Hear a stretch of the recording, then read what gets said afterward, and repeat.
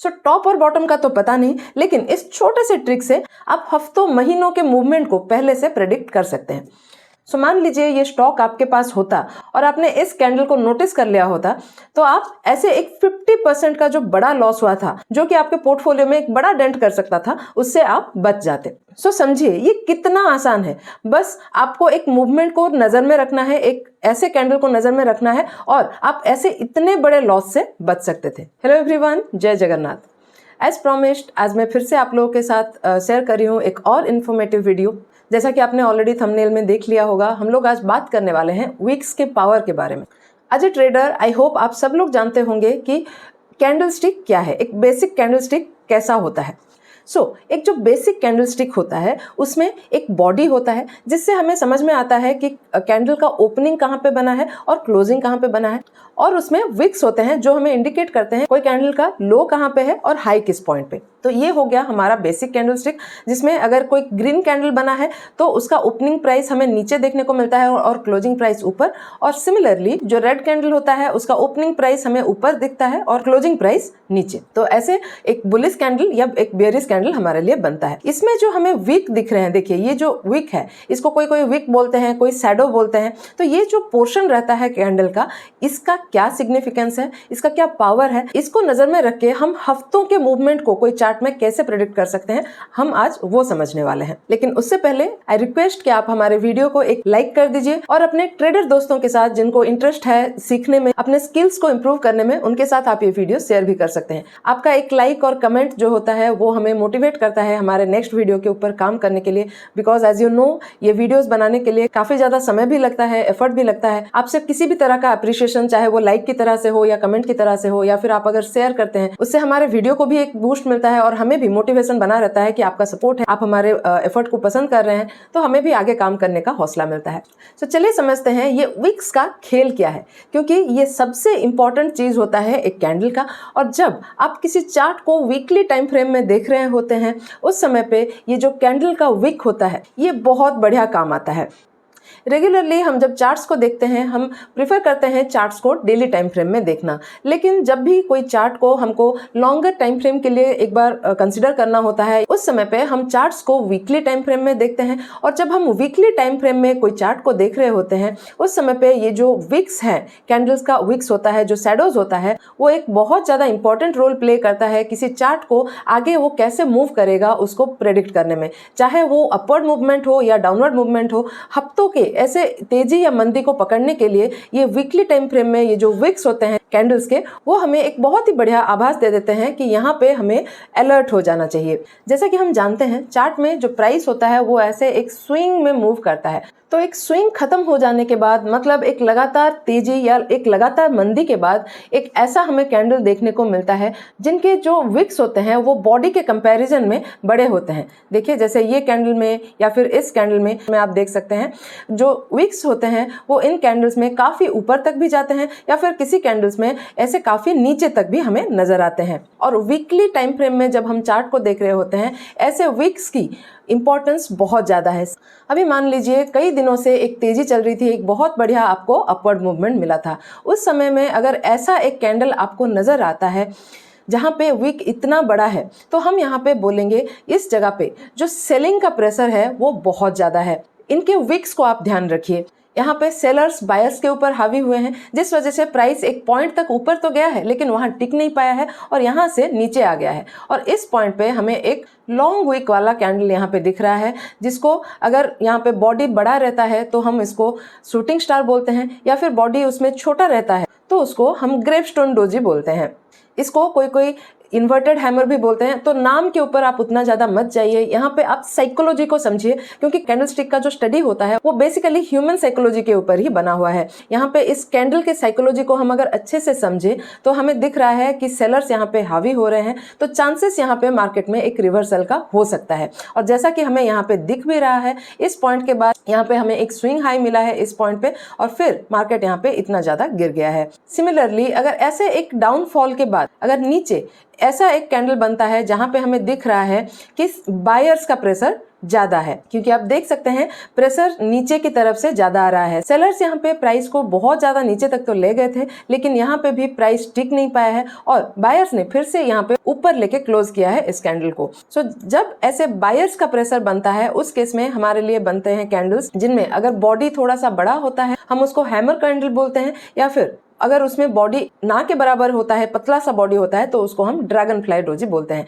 ऐसे कैंडल्स के बाद ज्यादातर हमें ऐसे बहुत ही बढ़िया अपवर्ड मूवमेंट देखने को मिलता है। सो ये है हमारा जो ओवरऑल विक्स का कॉन्सेप्ट जिसको आज हम समझने वाले हैं। आई होप यहाँ तक आप अच्छे से समझ गए होंगे। इसको हम और अच्छे से समझेंगे और उसके साथ साथ जानेंगे इसको कैसे हम चार्ट्स में अप्लाई कर सकते हैं। सो चलिए इसको हम समझते हैं बहुत सारे एग्जाम्पल्स के साथ, जिनमें हम अपवर्ड मूवमेंट के भी कुछ एग्जाम्पल्स देखेंगे, कुछ एग्जाम्पल्स हम देखेंगे जहाँ पे डाउनवर्ड मूव कर रहा है, और साथ ही हम कुछ ऐसे एग्जांपल्स भी देखेंगे जहां पे ये जो कैंडल्स हैं ये फेल भी हुए हैं, और क्यों फेल हुए हैं उसको भी समझने की कोशिश करेंगे।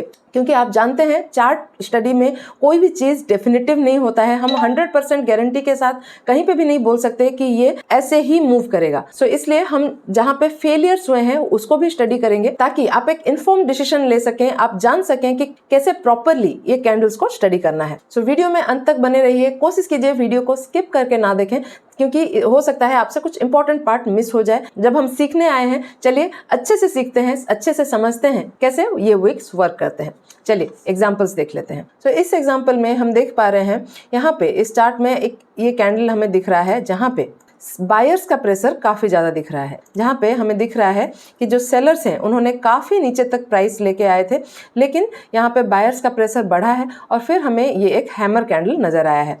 तो इस कैंडल के फॉर्मेशन के बाद आप नोटिस कर सकते हैं इस चार्ट में हमें एक बहुत ही बढ़िया मूवमेंट आगे देखने को मिला है। करीब 3 महीने तक हमें यहाँ पे बहुत ही बढ़िया रनअप एक देखने को मिला है। अगर मैं मेजर करूँ तो इस कैंडल से करीब हमें 70% का एक अपवर्ड मूवमेंट देखने को मिला है। सो समझ लीजिए ये एक बहुत ही छोटा सा चीज है, बस इसी को अगर आप नजर में रखते तो आपको इतना बड़ा रनअप मिल सकता था।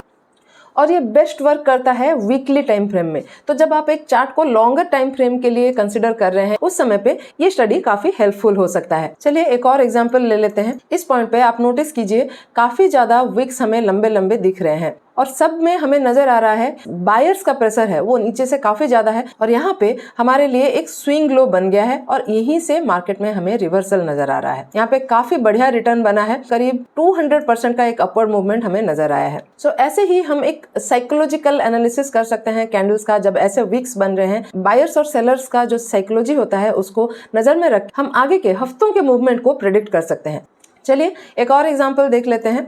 यहाँ पे हम देख सकते हैं चार्ट में एक बड़ा फॉल हमें नजर आ रहा है, और इस फॉल के बाद आप देख सकते हैं एक कैंडल यहाँ पे बना है जहाँ पे हमें एक हैमर कैंडल नजर आ रहा है। तो इस पॉइंट पे अगर आप नोटिस करेंगे काफी बढ़िया रनअप उसके बाद हमें देखने को मिला है।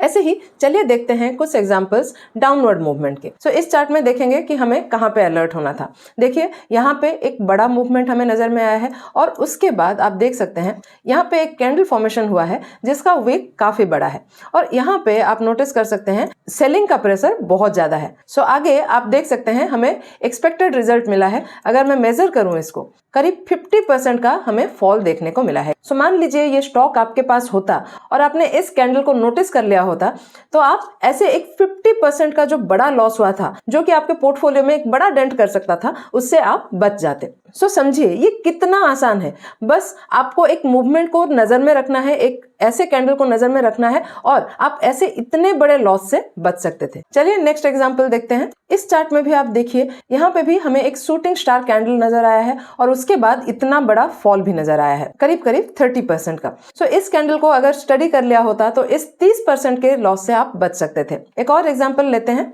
इस चार्ट में भी देखिए एक बहुत ही बढ़िया रनअप हमें देखने को मिला है, और उसके बाद आप देखिए एक ऐसा कैंडल बना है जिसमें हमें एक बहुत ही बड़ा विक नजर आ रहा है बॉडी के कंपैरिजन में, और उसके बाद यहाँ पे आप देख सकते हैं ये फॉल भी हमें देखने को मिल रहा है। सो ऐसे हम प्रेडिक्ट कर सकते हैं आगे कोई स्टॉक में क्या फॉल आ सकता है या फिर कोई एक अच्छा मूवमेंट आ सकता है। तो ऐसे कैंडल्स हमें आगे प्रेडिक्ट करने में हेल्प करते हैं। कुछ ऐसे इंस्टांसेस भी हैं जहां पे ये टेक्निक फेल भी होता है। मैं नहीं चाहती आप सिर्फ एक कोई ट्रिक का पॉजिटिव साइड देख के बायस हो जाए। सो ये मेरा ड्यूटी है, मैं आप लोग के साथ अगर कोई ट्रिक शेयर कर रही हूँ तो उसका पॉजिटिव साइड भी आपके साथ डिस्कस करूँ और नेगेटिव साइड भी, जिससे आप एक इन्फॉर्म डिसीजन ले सकें। चलिए कुछ ऐसे एग्जांपल्स देखते हैं, समझते हैं ये काम क्यों नहीं करता है। तो ये ध्यान में रखिए, सारा चीज हमारे हिसाब से होने के बाद भी कोई ट्रिक काम नहीं कर सकता है, क्योंकि चार्ट रीडिंग में, टेक्निकल एनालिसिस में कुछ भी 100% गारंटेड नहीं होता है। लेकिन इसके अलावा कुछ चीजें हैं जिनको हमें ध्यान में रखना चाहिए इस ट्रिक को अप्लाई करते समय। जैसे कि हम देख सकते हैं इस चार्ट में हैमर कैंडल हमें दिख रहा है, इसमें काफी बड़ा विक है, तो बाइंग का प्रेशर काफी ज्यादा नजर आ रहा है, लेकिन फिर भी हम देख सकते हैं चार्ट में जो है फॉल हुआ है। यहाँ पे ऐसा क्यों हुआ है, चलिए वो समझते हैं। आप नोटिस करें यहाँ पे ये एक बहुत ही बड़े अपवर्ड मूवमेंट के बाद ऊपर की तरफ चार्ट में ऑलमोस्ट टॉप के आसपास हमें ये हैमर कैंडल नजर आया है, जिस वजह से इसका कोई बेनिफिट हमें यहाँ पे नहीं नजर आ रहा है। इस चार्ट में भी ऑलमोस्ट सिमिलर सिचुएशन है, एक बहुत ही बढ़िया रनअप मिला है और टॉप में हमें ये कैंडल दिख रहा है जिसमें इतना बड़ा विक मिला है। सो बावजूद इसके कि यहाँ पे इतना ज्यादा बाइंग प्रेशर है, फिर भी यहाँ पे प्राइस नीचे आ गया है, क्योंकि ये जो कैंडल बना है ये ऊपर बना है। हमेशा ध्यान में रखें, जब आप ये ट्रिक को अप्लाई कर रहे हैं, ध्यान रखें कि आप चार्ट को वीकली टाइम फ्रेम में देख रहे हैं, क्योंकि ये हम जो स्टडी कर रहे हैं ये एक लॉन्गर टाइम फ्रेम के लिए कर रहे हैं और जनरली ये जो तरीका है ये वीकली टाइम फ्रेम में ज्यादा अच्छे से काम करता है। और साथ ही साथ ये भी ध्यान में रखें कि ये जो कैंडल फॉर्मेशन है ये एक बड़े मूवमेंट के बाद बना होना चाहिए, क्योंकि जब एक बड़ा मूवमेंट होता है तभी ऐसे कैंडल्स में हमें रिवर्सल के साइंस दिख सकते हैं। तो जब आपको दिख रहा है कि एक अच्छा बाइंग प्रेशर मिल रहा है नीचे की तरफ से, ऐसा कैंडल आपको एक बड़े फॉल के बाद दिख रहा होना चाहिए। और ऑल्टरनेटिवली अगर एक आपको दिख रहा है सेलिंग प्रेशर, ऊपर की तरफ से बहुत ज्यादा सेलिंग का प्रेशर आपको दिख रहा है, तो ऐसा कैंडल एक बड़े अपवर्ड मूवमेंट के बाद आपको दिख रहा होना चाहिए। उस केस में इस कैंडल का जो वैल्यू है ये बहुत ज्यादा बढ़ जाता है। फिर भी सिर्फ इसी क्राइटेरिया के बेसिस पे आप कोई डिसीजन नहीं ले सकते। आप जो अदर थिंग्स को कंसिडर करते हैं, जो आप इंडिकेटर्स यूज करते हैं, जो आपका रेगुलर ट्रेडिंग सिस्टम है, उसको भी आप देखें और उस हिसाब से आप डिसीजन लें। उम्मीद करती हूँ आपको हमारे आज के वीडियो से कुछ सीखने को जरूर मिला होगा। सो लाइक और सब्सक्राइब करके आप मुझे ऐसे ही सपोर्ट कर सकते हैं, ताकि मैं आगे आपके लिए ऐसे ही और इन्फॉर्मेटिव वीडियो ला सकूं। Thank you.